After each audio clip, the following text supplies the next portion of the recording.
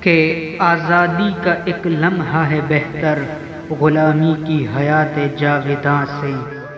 جی ہاں، 14 اگست یوم پاکستان یا یوم آزادی کہلاتا ہے۔ اس روز اہل پاکستان اپنی آزادی کی سالگرہ مناتے ہیں۔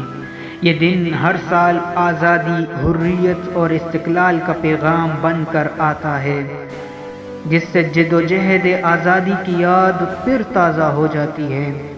زندہ قومیں اپنی آزادی کے دن کو ہمیشہ غیر معمولی اہمیت دیتی ہیں اور اسے شایان شان طریقے سے مناتی ہے۔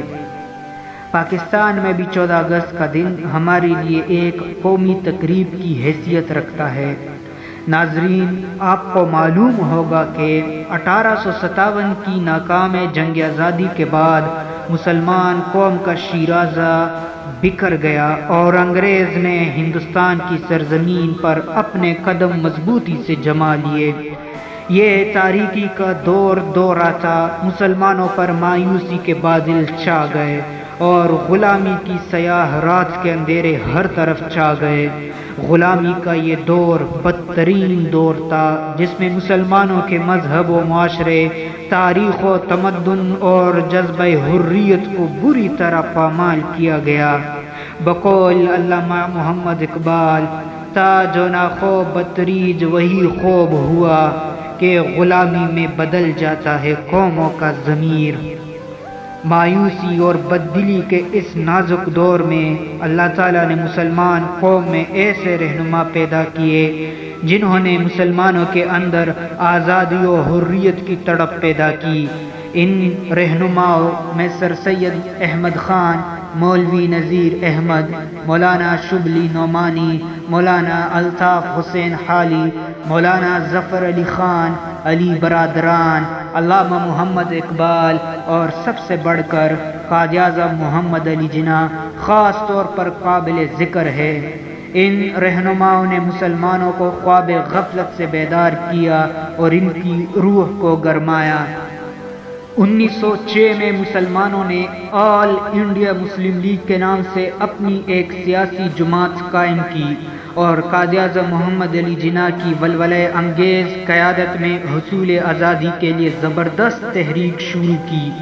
ہندوؤں نے انگریزوں سے گٹھ جوڑ کر لیا تھا۔ یہ دونوں مسلم دشمن قوتیں تھیں۔ ہندو خود کو انگریزوں کا واحد جانشین سمجھتے تھے، لیکن مسلمان قوم قائد اعظم محمد علی جناح کی ولولہ انگیز قیادت میں ایک قوت بن کر ابھرے اور اپنا ایک مقام پیدا کر لیا۔ علامہ محمد اقبال نے اپنی شاعری کے ذریعے مسلمانوں میں زندگی کی ایک نئی روح پھونک دی اور ان میں آزادی و حریت کا جذبہ ابھارا۔ علامہ محمد اقبال نے 1930 میں الہ آباد کے مقام پر پاکستان کا تصور پیش کیا۔ یہ تصور جلد ہی اسلامیان ہند کے دل کی دھڑکن بن گیا اور وہ اسے عملی جامہ پہنانے کے لیے سرگرم عمل ہو گئے۔ 23 مارچ 1940 کو مسلم لیگ کا سالانہ اجلاس لاہور میں قائد اعظم محمد علی جناح کی صدارت میں منعقد ہوا، جس میں مشہور تاریخ قرارداد پاکستان منظور کی گئی۔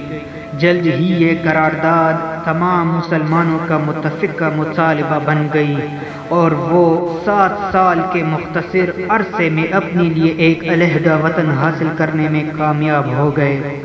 اس طرح 14 اگست 1947 کو پاکستان ایک عظیم ترین اسلامی مملکت کی صورت میں ظہور پذیر ہوا۔ قیام پاکستان کے پھر مقاصد کیا تھے؟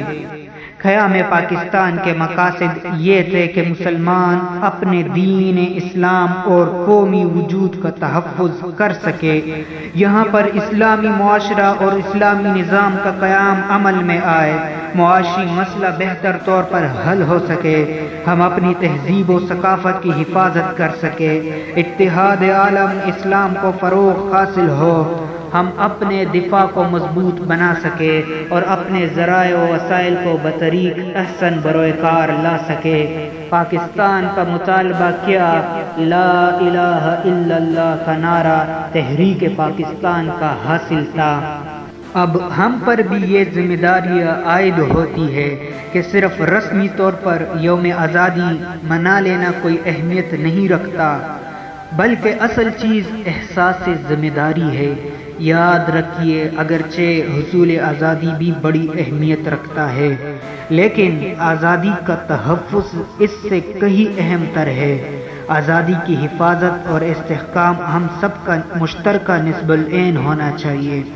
14 اگست کو جب ہم جشن آزادی مناتے ہیں تو اس مبارک موقع پر ہم میں سے ہر شخص کو یہ سوچنا چاہیے کہ اس نے اب تک آزادی کے تحفظ اور استحکام کے لیے اپنی استطاعت کے مطابق کتنا کام کیا ہے۔ ہم میں سے ہر شخص ذمہ دار ہے اور اسے اپنی ذمہ داری سے بطریق احسن عہدہ برا ہونا چاہیے۔ بقول علامہ محمد اقبال، افراد کے ہاتھوں میں ہے اقوام کی تقدیر، ہر فرد ہے ملت کے مقدر کا ستارہ۔ پاکستان ہماری آخری پناہ گاہ ہے، یہ اسلام کا ایک مضبوط قلعہ ہے۔ پاکستان نہ صرف اس خطے کے مسلمانوں کا واحد سہارا ہے، بلکہ یہ پورے عالم اسلام کے لیے ایک قومی بازو اور مضبوط چٹان ہے۔ اس کے تحفظ اور بقا کے لیے جد و جہد کرنا ہر پاکستانی کا قومی، اخلاقی اور دینی فریضہ ہے۔ ہمیں چاہیے کہ محنت، خلوص، صداقت اور دیانت اور لگن سے پاکستان کو اسلام کا ایک ناقابل تسخر قلعہ بنا دے۔ انشاءاللہ پاکستان کا مستقبل تابناک ہے اور وہ وقت دور نہیں جب پاکستان اقوام عالم کی صف اول میں کھڑا ہوگا۔ بقول اقبال، اٹھ کر اب بزم جہاں کا اور ہی انداز ہے، اٹھ کر اب بزم جہاں کا اور ہی انداز ہے، مشرق و مغرب میں تیرے دور کا آغاز ہے۔ پاکستان زندہ باد، قائد اعظم پائندہ باد۔